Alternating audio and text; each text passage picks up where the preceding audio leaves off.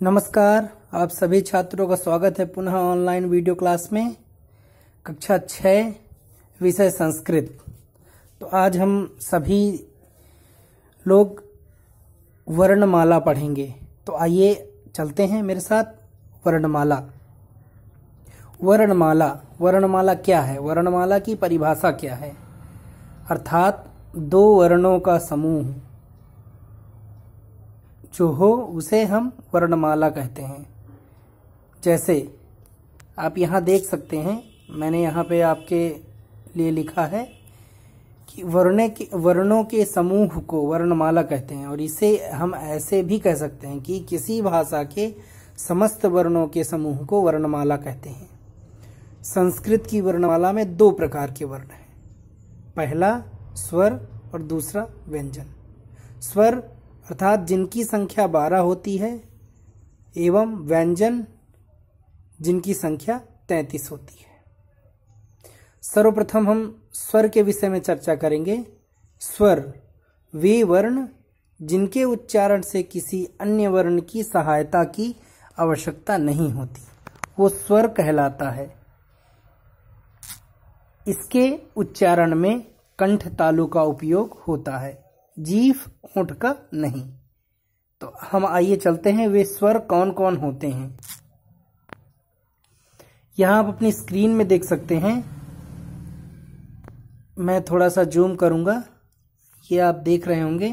स्वर वॉवेल अ, आ, ई, उ, रि, रे, ए, ऐ, ओ, औ। इनका उच्चारण कुछ इस प्रकार है। दूसरा व्यंजन,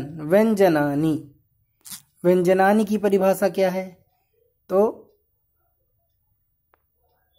जिन वर्णों को बोलने के लिए स्वर की सहायता लेनी पड़ती है उसे व्यंजन कहते हैं।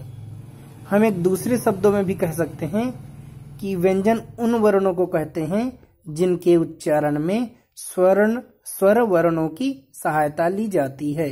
तो आइए हम व्यंजन वर्णों को देखेंगे। आपके स्क्रीन में है, देखिए यहाँ पे आपके व्यंजन वर्ण हैं। एक एक जो भाग है उसका, जैसे कवर क से अंगा तक, इनका अगर उच्चारण हम करेंगे तो क, ख, ग, घ, ङ, च, छ, ज, झ, ञ, अर्थात ये बिना स्वर के हैं। अर्थात यहाँ पे स्वरों की सहायता नहीं ली गई है। तो ये व्यंजन वर्ण हैं। यहाँ आप देख सकते हैं चवर्ग, टावर्ग, टावर्ग, तावर्ग, पावर्ग। फिर यहाँ कुछ अंतस्थ हैं। अंतस्थ कितने? 4 होते हैं, य, र, ल, व। और ऊष्म श, ख, श, ह। इतने ये व्यंजन होते हैं जो 33 प्रकार के होते हैं। अब हम आगे आएंगे तो यहाँ पे अब हम हल चिन्ह देखेंगे। हल चिन्ह की परिभाषा, किसी व्यंजन में अ जुड़ने पर नीचे लगा चिन्ह लुप्त हो जाता है। वो चिन्ह कौन सा है? हल चिन्ह है। यथा ख प्लस अ बराबर ख। इसका हम उदाहरण अगर देखेंगे तो यहाँ पे मैं आपको दिखा रहा हूं, ये का हलंत प्लस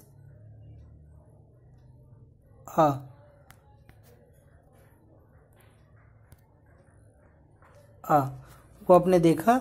और फिर इसके बाद बराबर ये का, ऐसे पूर्ण। अब इसका उच्चारण कैसे होगा? का। फिर हम आगे चलेंगे, आगे कि जो व्यंजन है वो बिना स्वर की सहायता से संभव नहीं है। अब हम आगे चलेंगे, अयोगवाह। कौन अयोगवाह? इसकी परिभाषा क्या है? तो अनुस्वार तथा विसर्ग को अयोगवाह कहते हैं। इनका प्रयोग केवल स्वरों के योग में होता है। अगर इनका उदाहरण देखें, जैसे सर्वप्रथम अनुस्वार को देखेंगे तो अनुस्वार का जो उच्चारण स्थान है, नासिका है, उसे हम अनुस्वार कहते हैं। तो अनुस्वार का उदाहरण क्या है? तो उदाहरण हम देखेंगे, जैसे संस्कृत। ये देखिए आप, ये ऊपर बिंदी लग गया, संस्कृत। दूसरा क्या है? दूसरा आप यहाँ देखेंगे संस्कार।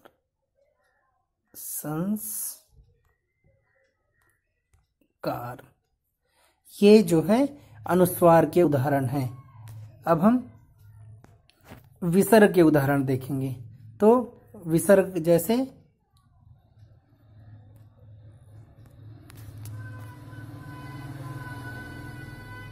बालकः, अर्थात अंतिम में विसर्ग होगा। फिर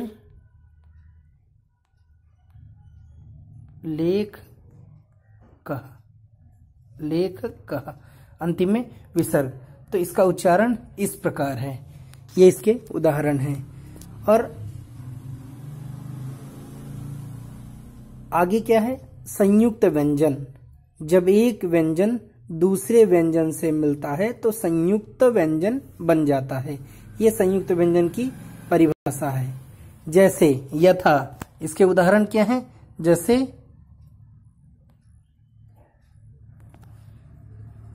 ये आपका ज हो गया, ये आपका य हो गया, बराबर ये आपका ज्ञ हो गया। ये भी व्यंजन और ये भी व्यंजन, दोनों व्यंजनों के मेल से जो व्यंजन होता है उसे हम संयुक्त व्यंजन कहते हैं। जैसे दूसरा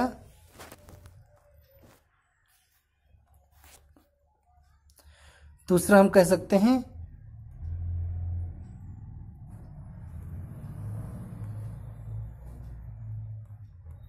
श प्लस र बराबर ये आपका स्रा हो गया।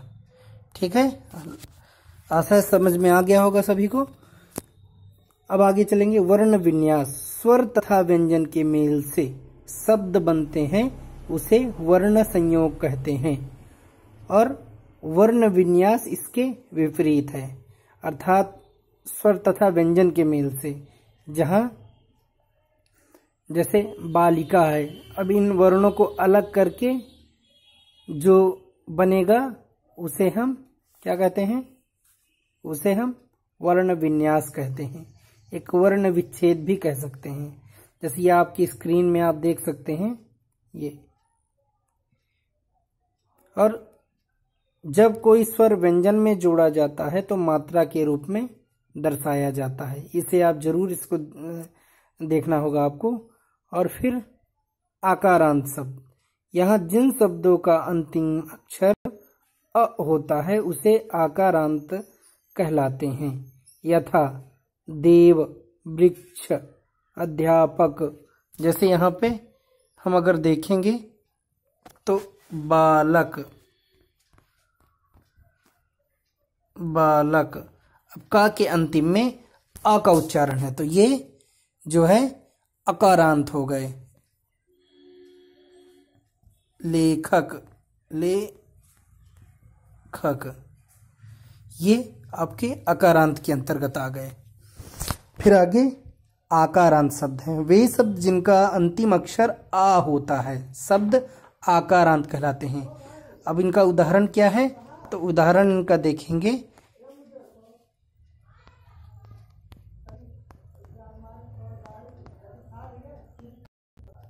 बालिका, अंतिम में आ का उच्चारण है, बड़ा आ, तो ये आकारांत के अंतर्गत है। पुनः लेखिका, तो ये आ का उच्चारण है यहाँ पे, तो ये किसके अंतर्गत आ गए? आकारांत के अंतर्गत आ गए। तो आप सभी को ये पाठ समझ में आया होगा। और आपको जो समझ में ना आए आप मुझे मेरे व्हाट्सएप नंबर पे पूछ सकते हैं। सभी छात्र निसंकोच। सभी को नमस्ते।